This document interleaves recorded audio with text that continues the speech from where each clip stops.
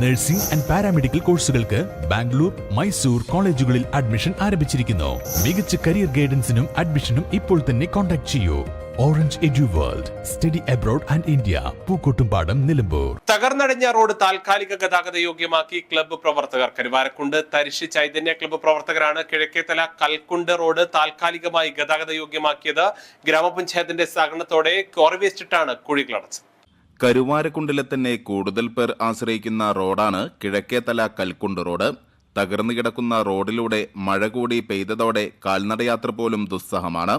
തുടർന്നാണ് തരിശ് ചൈതന്യ ക്ലബ്ബ് പ്രവർത്തകർ ക്വാറി വേസ്റ്റിട്ട് റോഡിലെ കുഴികൾ താൽക്കാലികമായി അടച്ചത്. ഗ്രാമപഞ്ചായത്ത് പ്രസിഡന്റ് എൻ ഉണ്ണീൻകുട്ടി, വാർഡ് അംഗം എ കെ ഹംസക്കുട്ടി എന്നിവർ ക്ലബ്ബ് പ്രവർത്തകർക്ക് വേണ്ട നിർദ്ദേശങ്ങൾ നൽകി.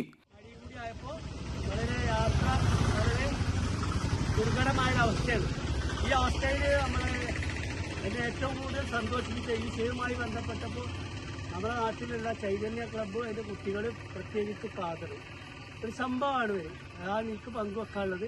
പ്രത്യേകിച്ച് ജനകീയമായി ഈ പ്രവൃത്തി പൂർത്തീകരിക്കുന്നതിന് ഒരു ലാഭേച്ഛയും കൂടാതെ അവർ രംഗത്ത് വന്നു എന്നുള്ളതിൽ വളരെ സന്തോഷമുണ്ട്. ചൈതന്യ ക്ലബിന്റെ നേതൃത്വത്തിൽ കരുവാരക്കുണ്ട് പഞ്ചായത്തിന്റെ സഹകരണത്തോടു കൂടി കേക്കേത്തല തരിശ് റോഡ് താൽക്കാലികമായിട്ട് ഗതാഗത യോഗ്യമാക്കുകയാണ്. അതിന്റെ ഭാഗമായിട്ട് ചൈതന്യ ക്ലബിന്റെ വളണ്ടിയർമാരും വാർഡ് മെമ്പർ ഹംസക്കുട്ടിയുടെ നേതൃത്വത്തിലുള്ള തരിശിലെ പൗരപ്രമുഖരെല്ലാവരും പങ്കെടുത്തിട്ടുണ്ട്.